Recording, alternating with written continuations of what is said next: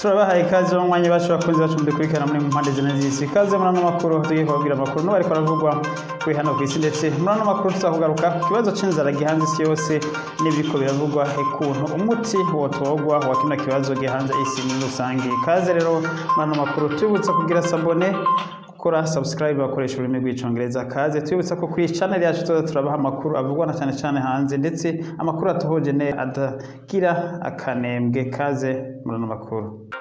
Nuko twe tubabwiye rero, kaze muri ano amakuru yacu tugiye kuyahera n'ubundi ku ntambara imaze igihe kinini, intambara ihanze isi yose muri rusange, intambara iri kwirahuza igihugu cy'Uburusiya n'igihugu ca Ukraine. Rero zino intambara muri kino gihe zikaba ziriko zibandaniriza mu gace ka Donbas region, aho Uburusiya bwakuye abasirikare babwo mu bindi bice byose. Ubu intambara ikaba ifokasinze kuri kano gace ka Donbas region, aho Uburusiya bushaka gukontrola kano gace ka Donbas region. Ariko rero nubwo Uburusiya ngo bushaka gukontrola kano gace ka Donbas region, ibi vyegeranyo vy'ubushakashatsi bwigenga ibinyamakuru bitandukanye yerekana ko Uburusiya nubwo bushobora kuba ngo bushobora mu minsi ya vuba bushobora kugenzura kano gace ka Donbas region, ngo nta migambi n'imigabo biboneka mu gisirikare cy'Uburusiya cyangwa abategetsi b'Uburusiya yo guhagarikira intambara kuri kano gace ka Donbas region. Ibi rero bikaba ari byo bihagayikishije amakungu mu gihe ikiza c'inzara kiriko kiravugwa hirya no hino, kandi bikaba biriko biravugwa ko ikino kiza c'inzara kiriko kiraterwa n'intambara yo muri kano karere iri kwihuza igihugu ca Ukraine n'igihugu c'Uburusiya. Tugibwa rero ivyino ntambara nyine iri kurabera muri kano gace, imigwano ikaze muri kano gace ka Donbas region. Igihugu c'Uburusiya ku munsi wa gatanu ku mugoroba carerekanye amasanamu kivuga ko ano masanamu y'ubwato bunini cyane gose bw'Abanyamerika, igisirikare c'Uburusiya caturiye gikoresheje amamisire y'amakaribani missile cateye gikoresheje ubwato bw'intambara. Ngo rero buno bwato bw'Amerika igisirikare c'Uburusiya caturiye ngo bwari bwuzuye ibigwanisho byari bizanywe mu gihugu ca Ukraine. Ngo rero ubwato bwose bwuzuye ibigwanisho bukaba bwaraturiwe nk'uko vyerekanwa n'ubushikiranganje bwo kwivuna amazi bw'Uburusiya, aho uvuga ko ibigwanisho byose bizoza muri kino gihugu ca Ukraine bizoba bitargeted, aho bizoba bivuye hose ngo batazokwigera bihanganira igikoresheje cyose kizozana ibigwanisho muri kino gihugu ca Ukraine. Tukivuga nyene rero ivyo bigwanisho vyari bije muri kino kiyaga, aho niba vyaturiwe, ngo igihugu ca Amerika kimaze iminsi cyumvira ndetse n'abandi bose bagishigikiye mu gufasha igihugu ca Ukraine guha ubwato bw'intambara bukomeye cyane, intambara bukomeye igihugu ca Ukraine. Ibi rero ngo bikaba vyotuma igihugu ca Ukraine kibasha guhangana n'igihugu c'Uburusiya muri kino kiyaga, mu kiyaga cirabura ndetse no muri kino kiyaga ca Mariupol, aho bivugwa ko ubu amato y'intambara akomeye cyane igihugu c'Uburusiya ariyo agenzura kino kiyaga. Rubibutse ko Uburusiya bigiye mu byo amato asanzwe y'intambara, aribwo arico gihugu gifise amato bivugwa ko akomeye cyane gose amato y'intambara, ariko Amerika nayo ikaza ubwa mbere kuba ifise amato akomeye cyane gose yo gutwara imizigo, ndetse n'amato yitwa warship carrier, amato ashobora kugwa kw'indege nyinshi cyane gose mu gihe c'intambara. Amerika rero ikaba ari izo bwa mbere, ariko mu mato y'intambara kugwana bikaba bivugwa ko Uburusiya aribwo buza bwa mbere. Bino bihugu rero murumva ko bikomeye byose bigeze ku ntambara zo mu mazi. Bibutse ko mu kwezi guheze hari ubwato bw'Uburusiya bwibiye mu mazi buratokombera. Ubu bwato bikaba bivugwa ko ari abasirikare ba Ukraine ngo baba barahawe amakuru n'abasirikare b'Amerika, maze ngo babuterako misile zibiri mu gihe, ariko aya makuru akaba atigeze yemezwa n'igisirikare ca Ukraine ko arico cakoze ibi, ndetse igisirikare c'Uburusiya naco kikaba camenyesheje ko ari ivyadutse ibyago vy'umuriro vyadutse indani, maze buno bwato buna gutokombera. Amakuru ya buno bwato rero bwo bwahiye bw'Uburusiya ntigeze aje habona neza ngo bimenyekane niba vy'ukuri ari Ukraine yabuturiye canke ari ikibazo c'umuriro cadutse indani nk'uko Uburusiya bumenyesha. Tubise rero ko Uburusiya busanzwe bufise amato menshi cyane gose y'intambara, ni amato ashika hafi ya 300 yose y'intambara. Urumva ko ari amato menshi cyane gose. Rero mu gihe Ukraine yoyo atamato nk'aya y'intambara isanzwe ifise, Abanyamerika rero n'Uburayi bariko biyumvira ko bohava baha amato kino gihugu ca Ukraine, ariko rero ibi bikaba bibonwa na bamwe mu bategetsi b'Uburayi ndetse n'Abanyamerika ko vyoba ari ugusomborotsa intambara yeruye ku gihugu c'Uburusiya, na cane ko aya mamisiri bayahayeho catangwa kuba intambara ikomeye mu mazi yo kurasa aya mato y'intambara y'Uburusiya. Uburusiya nabwo rero ngo bukaba bwohava bwihora bugatera mu bindi bihugu vyo mu Burayi. Ibi rero bakaba ngo bariko bakibitinyako, ariko uko tubona intambara ibandanya ikomera bizohava navyo biba aho, kuko bazohava babona ko atandi mahitamo bafise, kuko ubu gushikana ibigwanisho muri Ukraine biragoye cane gose, kubera igihugu c'Uburusiya gisanzwe carazibiye ikivuko ca Mariupol. Iki kivuko rero akaba arico cacishwamwo ibigwanisho ndetse n'ibindi, kuko niyo nzira yari yoroshe gushikana ibigwanisho mu gihugu ca Ukraine.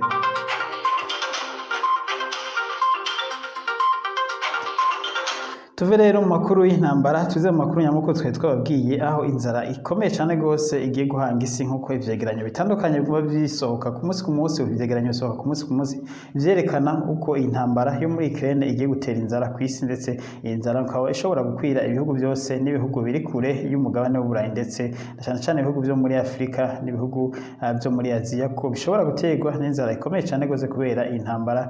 Mu nama rero iheruka, inama yari yahuje umunyamabanga mukuru wa ONU Antonio Guterres ndetse na sekretari mukuru wa Amerika Blinken, bakaba bavuze ko Uburusiya bworeka gufata ikibazo c'imfungurwa ngo kugire ikigwanisho c'intambara, ngo kuko gufata ibifungurwa bakabigira ikigwanisho c'intambara ngo atabizobashikana tansinzi bizobashikanako. Bakaba bose hamwe, yaba umunyamabanga mukuru wa ONU yasavye ko Uburusiya bwokwemera bukarekura ibifungurwa bikongera genda uko vyahora bigenda mu rutonde rw'ibifungurwa vyashikira ku abantu hirya no hino ku isi rukabandanya. Ariko rero ibi nyene Uburusiya bwo buvuga ko Uburusiya atari bwo butuma ibifungurwa bidashika ku bantu, ahubwo bavuga ngo ibihugu vy'Uburayi n'ibihugu vya Amerika ngo niyo vyatumye bidisruptinga iyi shene yo kuntu ibifungurwa vyaherekana ku isi, mu gihe Uburusiya bwagiriza ibihugu vyafatiye ibihano amato yavyo akomeye y'imizigo, aho bivuga ngo Uburusiya amato yabo y'imizigo yarafatiwe ibihano. Ibi rero ngo bikaba bituma Uburusiya budashobora kuvana ingano zabwo ndetse n'ama sunflower busanzwe burima ku bwinshi ngo ave mu gihugu c'Uburusiya agenda ahandi, kuko amato yanditswe yose yandikishijwe mu Burusiya yose aza yarafatiwe ibihano adashobora kuva mu Burusiya ngo agire ahandi agenda. Ni mu gihe rero umunyamabanga mukuru wa ONU yari yasavye ko Uburusiya bworeka igihugu ca Ukraine kigashobora coco ingano gisanzwe gifise ndetse n'aya sunflower ariyo amahoke. Ariko rero jeje umutekano mu Burusiya wahoze ari perezida w'Uburusiya Boris Nikolaev akamenyesheje ko ibi ari nk'indota, avuga ngo Abarusiya ntabwo ari bijuju, ngo ntibashobora kwemera ko Ukraine itangura ku exporta intuzeye ingano zazo n'ama sunflower, mu gihe Uburusiya nabwo budashobora kugurisha, ndetse ngo amato y'Uburusiya adashobora gukora, ngo na cane mu gihe amato y'Uburusiya ariyo yakura ingano zimwe muri Ukraine akazijana mu bindi bihugu aho baba zikeneye amato gutya akabona kuronka akazi. Rero uyu yahoze ari perezida w'Uburusiya asaba ko ibihugu vyafatiye ibihano Uburusiya vyobanza bikiyumvira bigakuraho ibihano hamwe, ngo kugira bishoboke nuko ibihano bimwe vyokugwaho hamwe amato y'Uburusiya nayo akabona gukora akabasha kuja ahari hose, ndetse ngo yanafashwe atari mu Burusiya akarekurwa.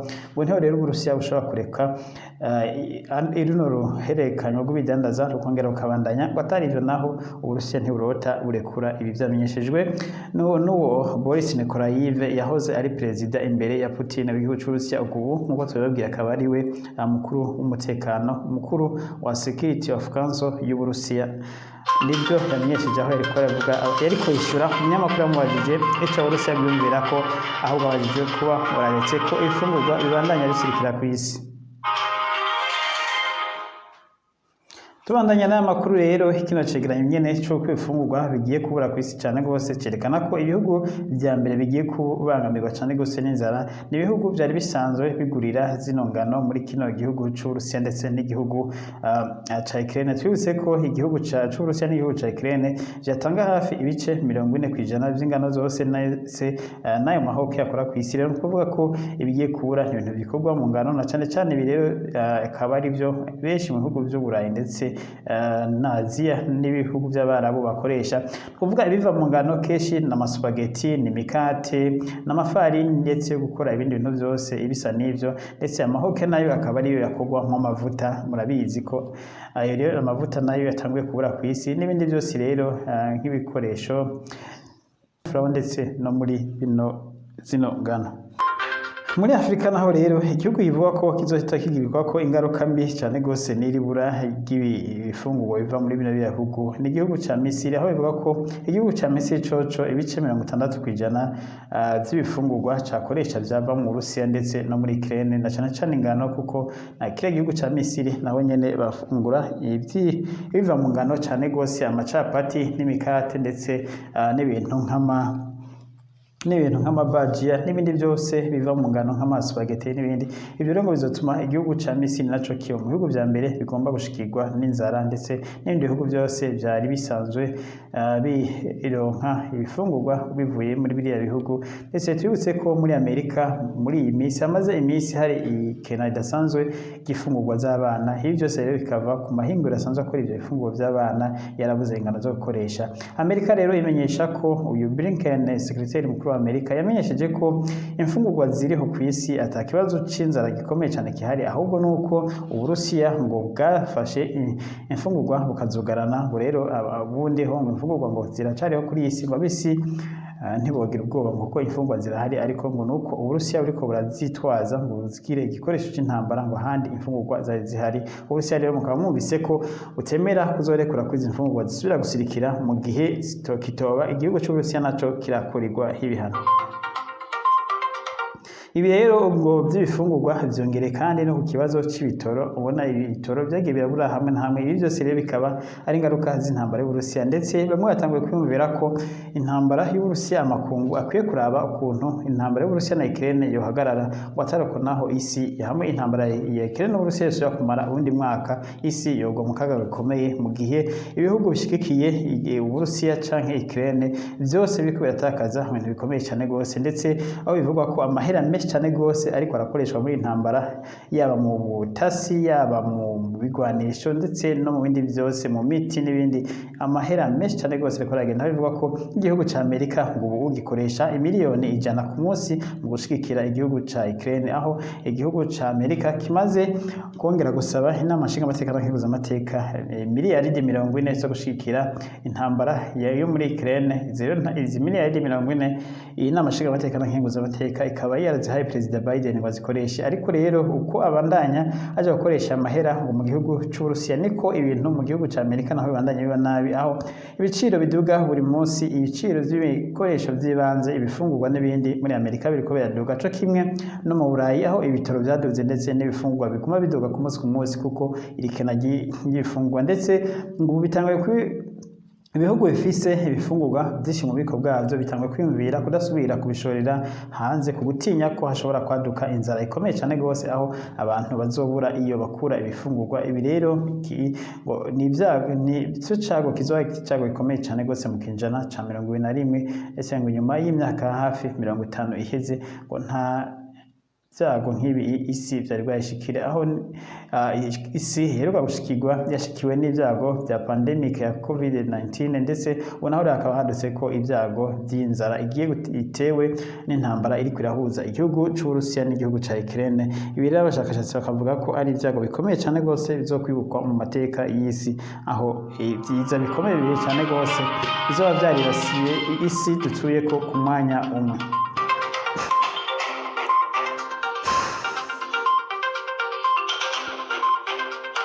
Turabandanye n'amakuru yacu rero tuve mu Burayi ndetse no muri Amerika tuze muri Afrika. Ku munsi wa gatanu heze igihugu ca Cameroon carahimbaje umunsi mukuru w'ubumwe, aho igihugu Cameroon kivuga igifaransa na Cameroon ivuga icongereza biyunga bagashira hamwe, hari nyuma yuko Cameroon ivuga yo mu burengero ivuga icongereza yakonejwe n'abongereza, Cameroon nayo ivuga igifaransa ikakonezwa n'ababirigi. Nyuma rero y'abakoloni bagiye, maze bino bihugu bibiri byari bihugu bibiri byigenga biza gushira hamwe bigira ubumwe muco bise unité nationale maze rero Cameroon y'icongereza n'igifaransa birafatana. Rero ku munsi w'ejo bahimbaje imyaka 50 yuzuye bagize ubwo bumwe, ariko rero nubwo iyo myaka 50 yahimbajwe, ibirori vyabereye ku mugwa mukuru ngaha Yaounde niho bagiriye ibirori, aho na perezida yaramaze igihe kinini cyane gusa adasohoka kubera arakuze cyane gusa. Perezida wa Cameroon tubutse ko afise imyaka 89, akaba amaze imyaka irenga 35 ku butegetsi, aho benshi ndetse bavuga ko amaze gusaza akwiye kubisa abandi. Ariko rero yaritabiriye ibirori byagizwe n'amadefile maremare y'igisirikare. Ariko rero mu uko byagenze ngaha muri Cameroon ivuga igifaransa ariho hahimbarije ivyo birori. Ibirori byo byari byiza, ariko muri ntara yo ivuga icongereza ibirori ntibyahimbajwe, ndetse kuko habaye n'igitero ku munsi nyene wa gatanu ibirori biriko biraba, aho ndetse cyahitanye abantu benshi. Hariho umugwi w'abita aba Ambazonia fighter.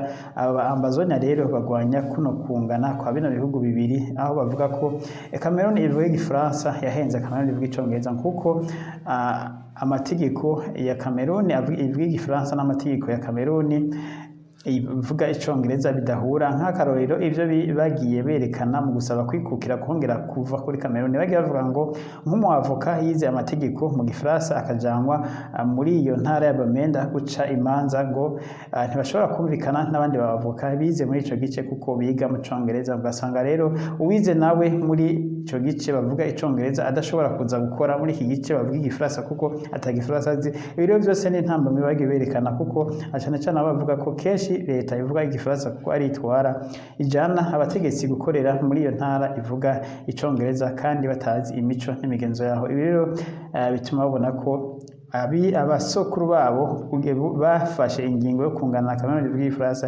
bihenze rero. Ariko leta ya Cameroon ikaba idashaka kumviriza uwo mugwi, idashaka ndetse kumva ko ivyo byuko bashobora kwikukira ngo bigenge bishoboka. Rero intambara kuva mu 2017 zikaba zaziraba hagati yo mugwi w'aba Ambazonia, umugwi usanzwe ufise abasirikare batari bake bagwana n'abasirikare ba guverinoma, aho rero agace kose ka Bamenda iyo ntara nyene ivuga icongereza ikaguma kaba mw'imigwano, ndetse kenshi cyane gose aho mva abasirikare ba Cameroon bagiye bakica n'abanyagihugu babahora gufa bashigikiye iyo migwi bita ko ari iterabwoba. Iyo migwi nayo kandi ikica abanyagihugu bita ko bashigikiye igisirikare ca leta. Intambara ikaza ziraba hagati iyo migwi ibiri, yuko nubwo rero kandi bakaba ngera bavuga ko perezida bobo avuga ati perezida Paul Biya atwara Cameroon ntibamwemera kuko atari perezida wabo, ndetse bakaba barishingiye na perezida wabo, ariko perezida wabo akorera mu kinyegero atemewe n'amategeko.